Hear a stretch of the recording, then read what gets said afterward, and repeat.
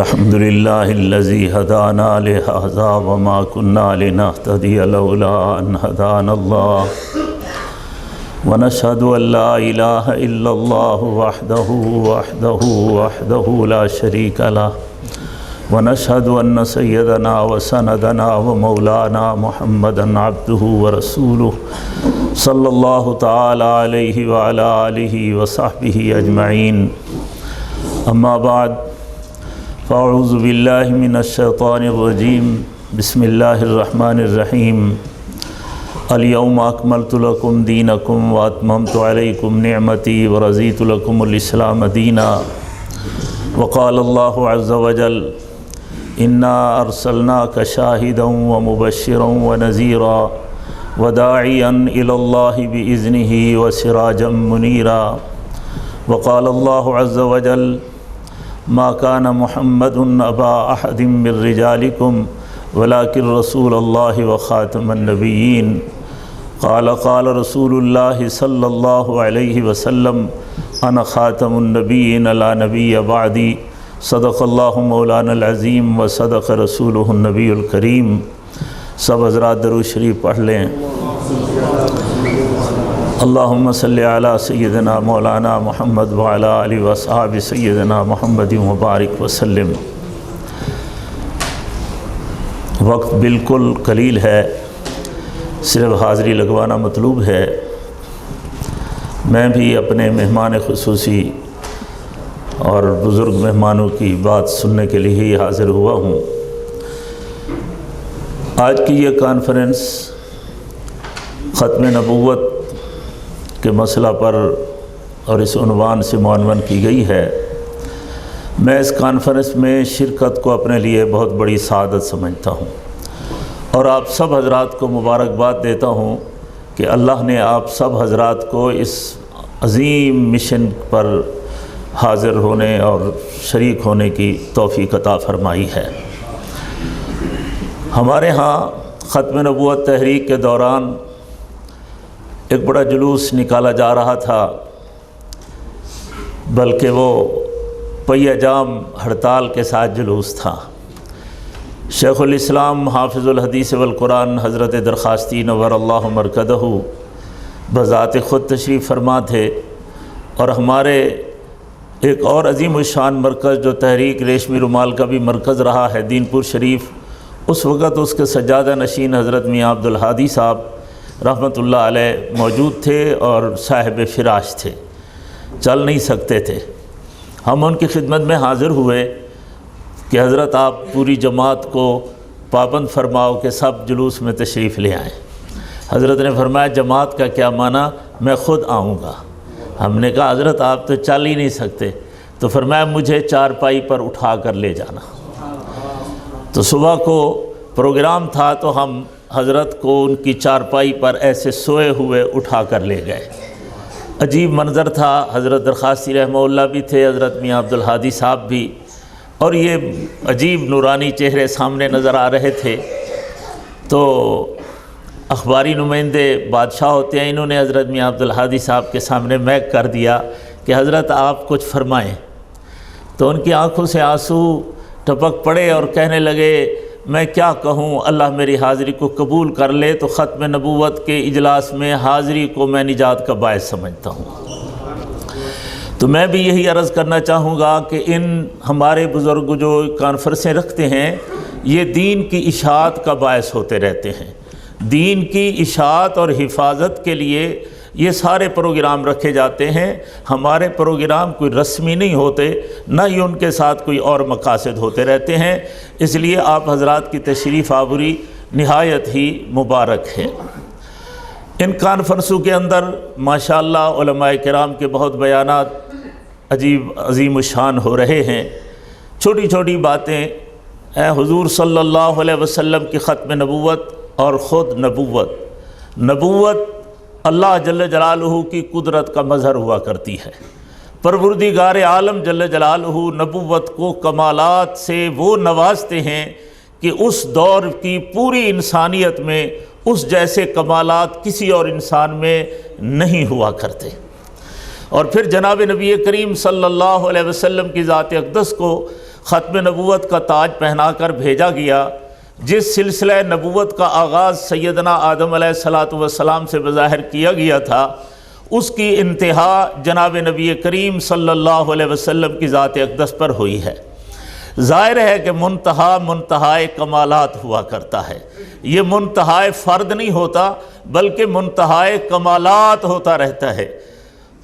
پوری کائنات میں، پوری مخلوقات میں ایسی ذات نہ کبھی آئی نہ آ سکتی ہے۔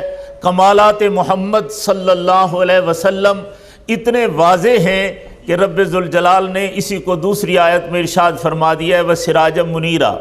سراج منیر بھی ختم نبوت کی بہت بڑی دلیل ہے۔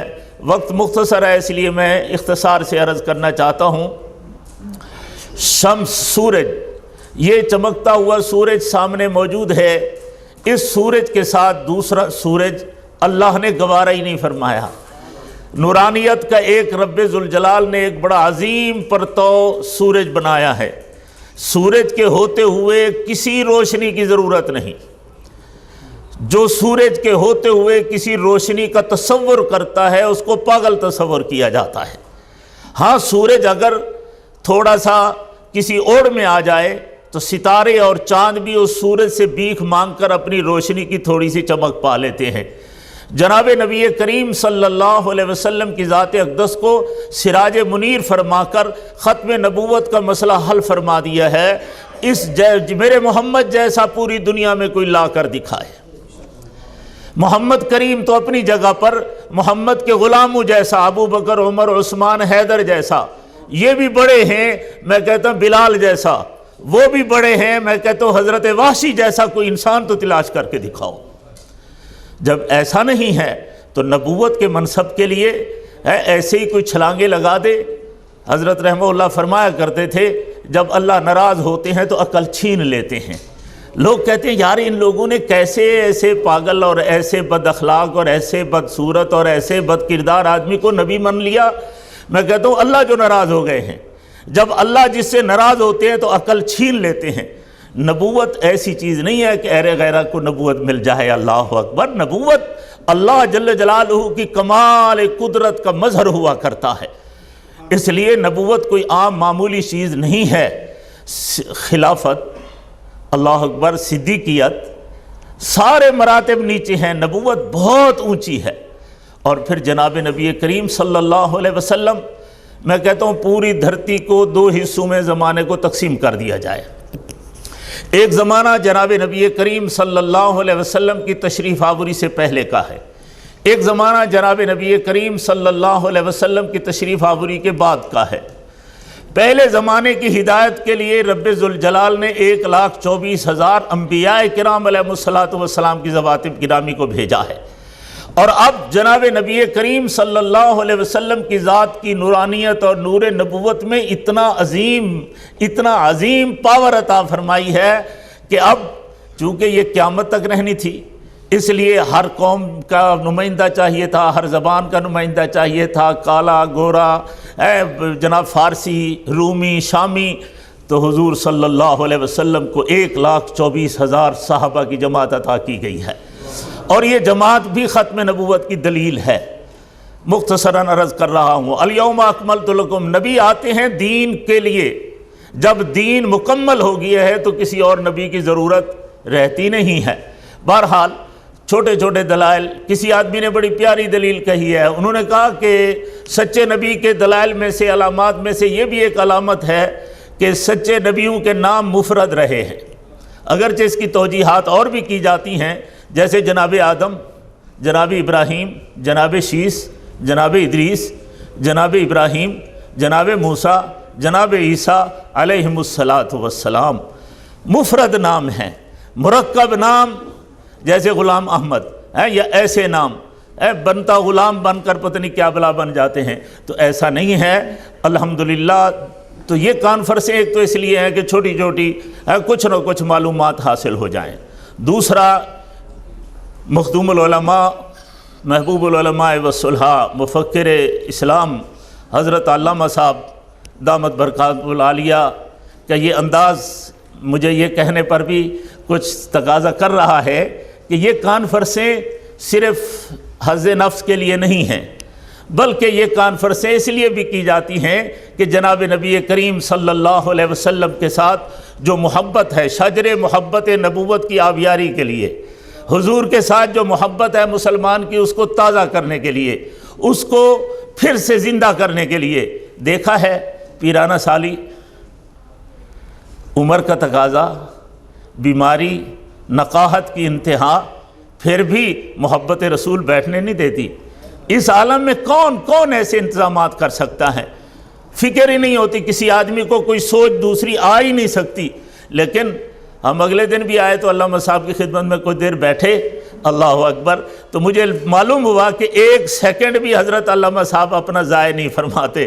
اس وقت بھی کچھ مسائل اور بحث چل رہی تھی، میں پورا نام نہیں لے رہا ادب کی بنا پر بھی، اور مولانا ارشد مدنی دامت برکاتہم العالیہ کا ایک قول ہے، اس پر انہوں نے کہا تھا ایک دفعہ، شاید ساتھی موجود ہیں انہیں بھی یاد ہوگا، انہوں نے فرمایا دیوبند میں جب صرف علامہ صاحب کا نام کہا جائے کہ علامہ صاحب کی رائے، علامہ صاحب آ رہے ہیں، علامہ صاحب، تو اس سے مراد سارے دیوبند والے صرف علامہ خالد محمود صاحب کو سمجھتے ہیں۔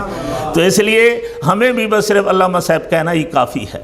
آخری گزارش، یہ کانفرنسیں سال کے بعد اگر ہر مسجد اور مدرسہ سال میں ایک کانفرنس رکھ دے ختم نبوت کے عنوان سے، عظمت صحابہ سے، دین کے کسی پہلو پر بھی، تو انشاءاللہ مانچسٹر میں ہر 15 دن کے بعد بہترین کانفرنس ہو سکتی ہے۔ تو اس کو، اور پھر آپ حضرات سے گزارش ہے شوق ذوق سے تشریف لایا کریں۔ ابھی ایک ساتھی کہہ رہا تھا کہ ابھی ذوق نہیں رہا، میں نے کہا بھی اس کو ذرا زندہ کرو، ہے ہر آدمی جا کر اپنے 4-8 ساتھیوں کو مزید اس کی اہمیت پیش کرے کہ یہ یوں نہیں ہے کہ جلسے ہیں، کوئی چلا جائے نہیں چلا جائے، ہر کام ضروری نہیں، ضروری ہے لیکن یہ کام ضروری نہیں، انہیں اہمیت دی جائے کہ ہم مسلمان ہیں، دین کا ہر عقیدے کا تحفظ ہمارا فرض ہے، اس کے لیے علماء کا ساتھ دینا ضروری ہے۔ اتنے لفظوں پر اجازت چاہوں گا۔